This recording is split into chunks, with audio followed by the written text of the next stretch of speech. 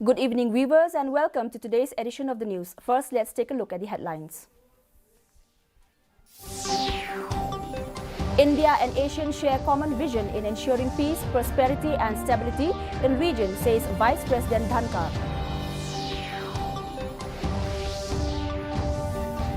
Prime Minister Modi embarks on three-day visit to Indonesia from tomorrow to attend 17th G20 summit in Bali. Member of Parliament Rakesh Sinha inaugurates the welcome gate of Compton village. And 46th 100 Drums Wangala Festival concludes. The news in detail. Vice President Jagdeep Dhankar has said that India places great value on ASEAN as an important pillar of regional, multilateral and global order.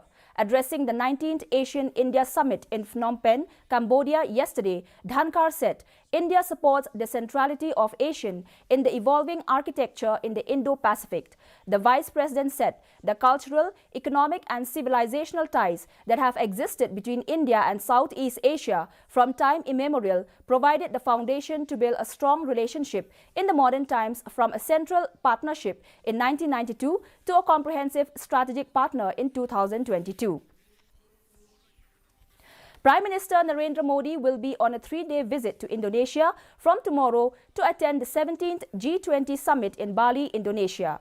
During the summit, G20 leaders will deliberate extensively upon key issues of global concern under the summit theme of Recover Together, Recover Stronger. Briefing media in New Delhi this afternoon, Foreign Secretary Vinay Mohan Kwatra said that during the Bali summit, Prime Minister Modi and other G20 leaders will deliberate extensively upon key issues of contemporary relevance. At the closing session of the summit, the Indonesian president will symbolically hand over the G20 presidency to Prime Minister Narendra Modi.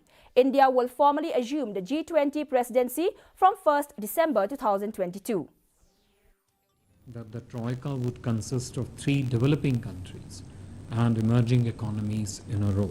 Prime Minister will also address and interact with the Indian community and Friends of India in Bali at the Indian community reception on the 15th of November. Indian and community and diaspora have a strong presence across Indonesia.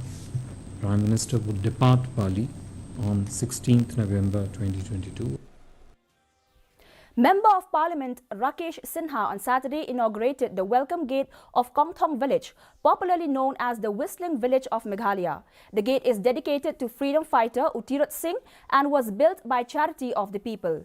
Addressing the gathering, Sinha said that it is a historic day for Compton and the gate is the second gate constructed as part of the celebration of Amrit Mahotsav. He said that tourists visiting the village will also learn about unsung tribal freedom fighters like Uthirat Singh. He urged the MPs and MLAs to visit the place and connect with the people in the area.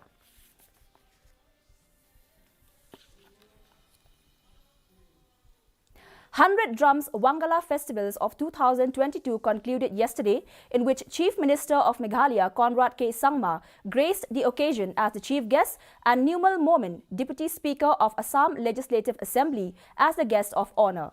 The Chief Minister Office Meghalaya sanctioned 2 crores and a cheque of rupees 10 lakh for the development of the permanent Wangala site, which is also the Achik Heritage Village. The third day is significant because it marked the Saset Sao ceremony. It may be mentioned that the 100 Drums Wangala is the post-harvest festival of the Garos, consisting of various Thanksgiving rituals followed by merrymaking, music and dance. On the occasion of Children's Day 2022, the 6th Battalion Meghalaya Police Umran, Police Training School and Meghalaya Police Academy organized a program on Saturday to celebrate Children's Day with around 200 children.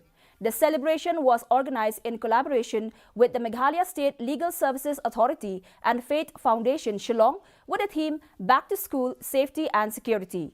The aim behind this celebration is to motivate the children to stay in school and complete their education, encourage the children who have dropped out from school to go back to school and complete their education, in order to ensure all-round safety and security of the children, be it physical, mental, psychological, social, economic safety and security. Assam continued to hold on to the lead of the overall medals tally at the second Northeast Olympic Games 2022 at the end of the third day.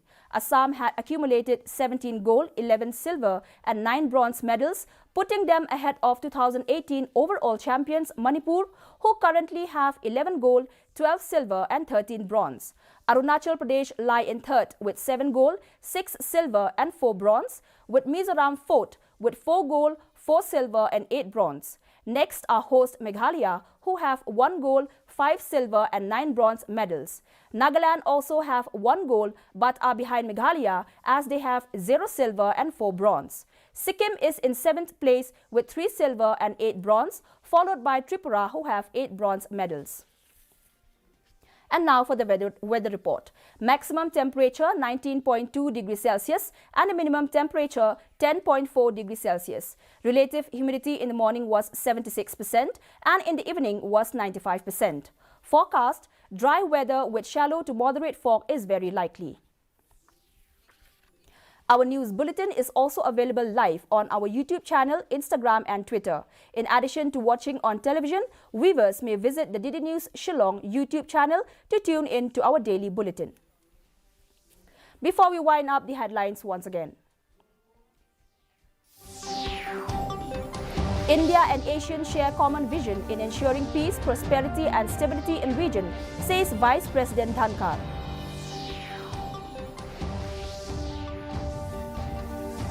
Prime Minister Modi embarks on 3-day visit to Indonesia from tomorrow to attend the 17th G20 summit in Bali. Member of Parliament Rakesh Sinha inaugurates the welcome gate of Compton village. And 46th 100 Drums Wangala Festival concludes. Well, viewers, that's all we have for you in today's edition of the news. Until we meet again tomorrow, same time, same channel, it's good night.